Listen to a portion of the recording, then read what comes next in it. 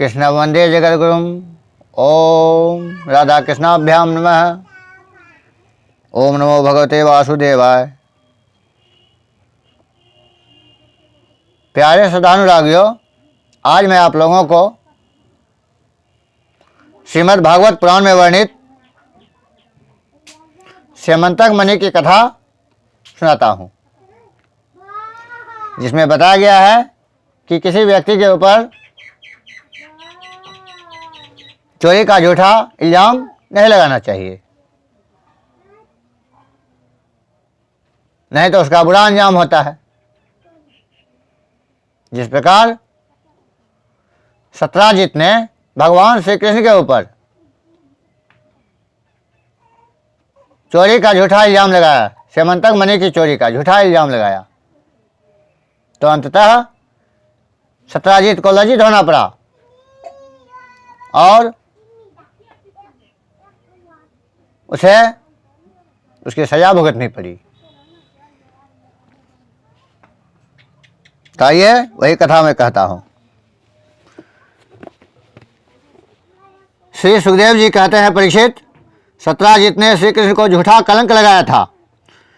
फिर उस अपराध का मार्जन करने के लिए उसने स्वयं स्यमंतक मणि सहित अपनी कन्या सत्यभामा भगवान श्री कृष्ण को सौंप दी। राजा परीक्षित ने पूछा, भगवान, सत्राजित ने भगवान श्री कृष्ण का क्या अपराध किया था? उसे स्यमंतक मणि कहाँ से मिली और उसने अपनी कन्या उन्हें क्यों दी? श्री सुखदेव जी ने कहा, परीक्षित, सत्राजित भगवान सूर्य का बहुत बड़ा भक्त था। वे उसकी भक्ति से प्रसन्न होकर उसके बहुत बड़े मित्र बन गए थे। सूर्य भगवान ने ही प्रसन्न होकर बड़े प्रेम से उसे स्यमंतक मणि दी थी।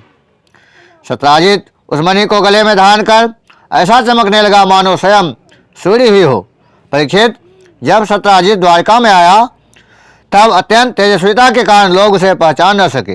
दूर से ही उसे देखकर लोगों की आंखें उसके तेज से चंधिया गई। लोगों ने समझा कि कदाचित स्वयं भगवान सूर्य आ रहे हैं। उन लोगों ने भगवान के पास आकर उन्हें इस बात की सूचना दी। उसमें भगवान श्री कृष्ण चौसर खेल रहे थे। लोगों ने कहा, शंख चक्र गदाधारी नारायण कमल नयन दामोदर यदुवंश शिरोमणि गोविंद, आपको नमस्कार है। जगदीश्वर, देखिए, अपनी चमकीली किरणों से लोगों के नेत्रों को चंधियाते हुए प्रचंड रश्मि भगवान सूर्य आपका दर्शन करने आ रहे हैं। प्रभु, सभी श्रेष्ठ देवता त्रिलोकी में आपकी प्राप्ति का मार्ग ढूंढते रहते हैं, किंतु उसे पाते नहीं। आज आपको यदुवंश में छिपा हुआ जानकर स्वयं सूर्य नारायण आपका दर्शन करने आ रहे हैं। श्री सुखदेव जी कहते हैं, परीक्षित, अनजान पुरुषों की यह बात सुनकर कमल नयन भगवान श्री कृष्ण हंसने लगे। उन्होंने कहा, अरे, ये सूर्यदेव नहीं है, यह तो सत्राजित है जो मणि के कारण इतना चमक रहा है। इसके बाद सत्राजित अपने समृद्ध घर में चला गया। घर पर उसके शुभागमन के उपलक्ष्य में मंगल उत्सव मनाया जा रहा था। उसने ब्राह्मणों के द्वारा स्यमंतक मणि को एक देव मंदिर में स्थापित करा दिया। परीक्षित, वह मणि प्रतिदिन 8 बार सोना दिया करती थी और जहाँ वह पूजित होकर रहती थी वहाँ दुर्भिक्ष, महामारी, ग्रह पीड़ा, सर्प भय, मानसिक और शारीरिक व्यथा तथा मायावियों का उपद्रव आदि कोई भी अशुभ नहीं होता था। एक बार भगवान श्री कृष्ण ने प्रसंगवश सत्राजित से कहा, सत्राजित, तुम अपनी मणि राजा उग्रसेन को दे दो। परंतु वह इतना लोभी था कि भगवान की आज्ञा का उल्लंघन होगा इसका कुछ भी विचार न करके उसे अस्वीकार कर। एक दिन सत्राजित के भाई प्रसेन ने उस परम प्रकाशमयी मणि को अपने गले में धारण कर लिया और फिर वह घोड़े पर सवार होकर शिकार खेलने वन में चला गया। वहाँ एक सिंह ने घोड़े सहित प्रसेन को मार डाला और उस मणि को छीन लिया।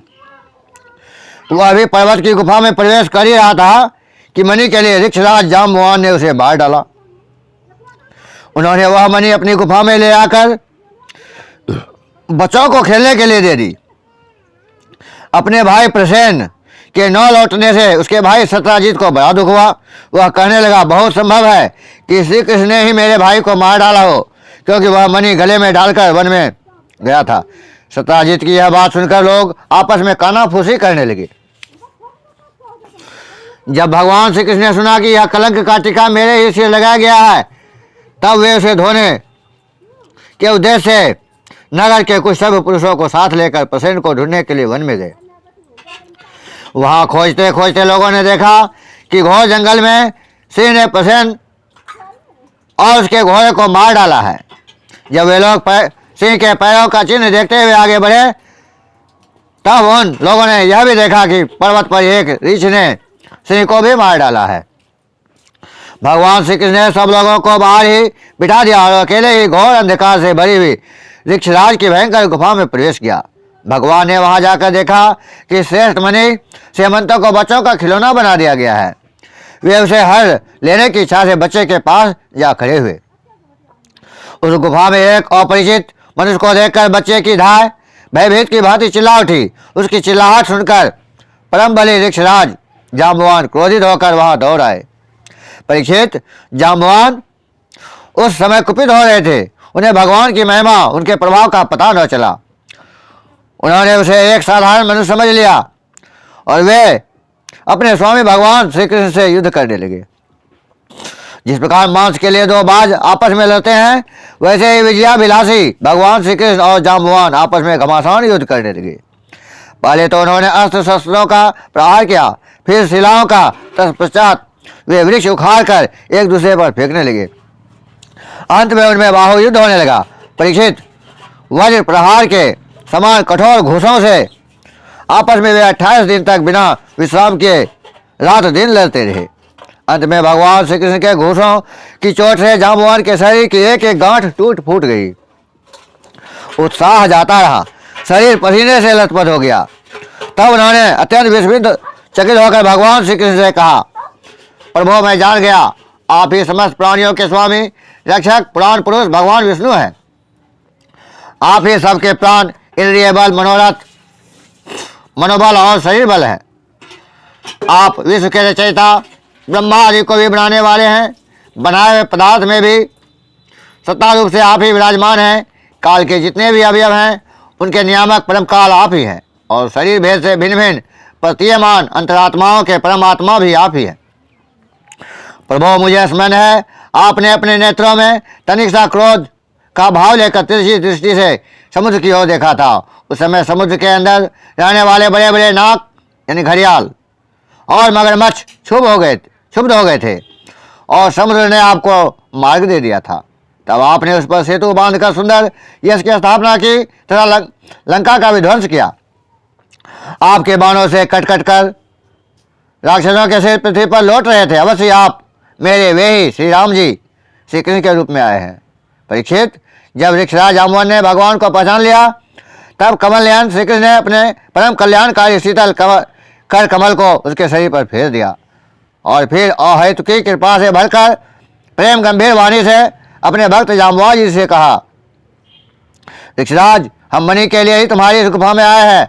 इस मणि के द्वारा मैं अपने पर लगे झूठे कलंक को मिटाना चाहता हूँ। भगवान के ऐसा कहने पर जाम्बवान ने बड़े आनंद से उनकी पूजा करने के लिए अपनी कन्या कुमारी जाम्बवती को मणि के साथ उनके चरणों में समर्पित कर दिया।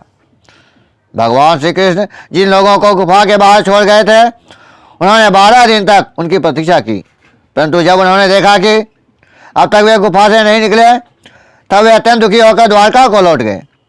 वहाँ जब माता देवकी, रुक्मिणी, वसुदेव जी तथा अन्य संबंधियों और कुटुंबियों को यह मालूम हुआ कि श्री कृष्ण गुफा में से नहीं निकले, तब उन्हें बड़ा शोक हुआ। सभी द्वारकावासी अत्यंत दुखित होकर सत्राजित को भला बुरा कहने लगे और भगवान श्री कृष्ण की प्राप्ति के लिए महामाया दुर्गा देवी की शरण में गए, उनकी उपासना करने लगे। उनकी उपासना से दुर्गा देवी प्रसन्न हुई और उन्होंने आशीर्वाद दिया। उसी समय उनके बीच में मणि और अपनी नववधू जाम्बवती के साथ सफल मनोरथ होकर श्री कृष्ण सबको प्रसन्न करते हुए प्रकट हो गए। सभी द्वारकावासी भगवान श्री कृष्ण को पत्नी के साथ और गले में मणि धारण किए हुए देखकर परमानंद में मग्न हो गए, मानो कोई मरकर लौट आया हो। तदनंतर भगवान ने सत्राजित को राजसभा में महाराज उग्रसेन के पास बुलवाया और जिस प्रकार मणि प्राप्त हुई थी वह सब कथा सुनाकर उन्होंने वह मणि सत्राजित को सौंप दी। सत्राजित अत्यंत लज्जित हो गया। मणि तो उसने ले ली, परंतु उसका मुंह नीचे की ओर लटक गया। अपने अपराध पर उसे बड़ा पश्चाताप हो रहा था। किसी प्रकार वह अपने घर पहुंचा। यानी सत्राजित ने झूठा इल्जाम लगाया था, तो अंततः उसको लज्जित होना पड़ा, क्योंकि वह मणि उसने नहीं लिया था। उस मणि को ऋक्षराज ने लिया था। शेर ने उसके भाई को मारा, सत्यजित के भाई को मारा। सत्यजित के भाई के गले में वो मणि थी और उस सिंह को ऋक्षराज ने मारा। फिर उस मरे हुए मृतक के गले से वो मणि निकाल कर उसने अपने बच्चे को जाकर के दे दिया। तो मणि तो श्री कृष्ण भगवान ने लिया नहीं था, लेकिन झूठा इल्जाम लगाया गया कि आप ही ने लिया, आप ही हमारे भाई को जान मरवाए।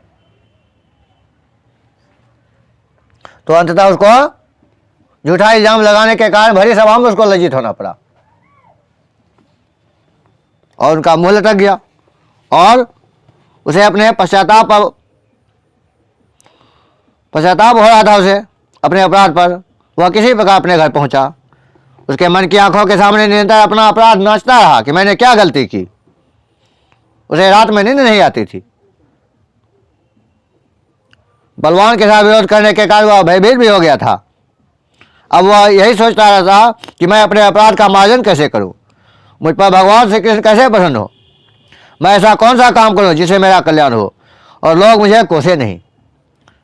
सचमुच मैं बहुत अदूरदर्शी क्षुद्र हूँ। धन के लोभ से मैं बड़ी मूर्खता का काम कर बैठा। अब मैं रमणियों में रत्न के समान अपनी कन्या सत्यभामा और वह श्यामंतक मणि दोनों ही श्री कृष्ण को दे दूँ। यह उपाय बहुत अच्छा है, इसी से मेरे अपराध का मार्जन हो सकता है और कोई उपाय नहीं है। सत्यजित ने अपनी विवेक बुद्धि से ऐसा निश्चय करके स्वयं ही उसके लिए उद्योग किया और अपनी कन्या तथा श्यामंतक मणि दोनों ही ले जाकर श्री कृष्ण को अर्पण कर दी। सत्यभामा शील, स्वभाव, सुंदरता, उदारता आदि सद्गुणों से संपन्न थी। बहुत से लोग चाहते थे कि सत्यभामा हमें मिले और उन लोगों ने उन्हें मांगा भी था, परंतु जब भगवान श्री कृष्ण ने विधि पूर्वक उसका परिग्रहण किया तो वह अंततः उनकी अर्धांगिनी बनी। परीक्षित, भगवान श्री कृष्ण ने सत्यजित से कहा, हम श्यामंतक मणि न लेंगे। आप सूर्य भगवान के भक्त हैं, इसलिए वह आपके ही पास रहे। हम तो केवल उसके फल के अर्थात उसे निकले हुए सोने के अधिकारी हैं, वही आप हमें दे दिया करें और फिर उसको शर्त के मुताबिक उसका जो फल उसे प्राप्त होता था वह फल उसको कृष्ण भगवान को पहुंचाना पड़ता था। इति कथा समाप्तम। ओम कृष्ण वंदे जगद्गुरुम। ओम राधा कृष्णाभ्याम नमः।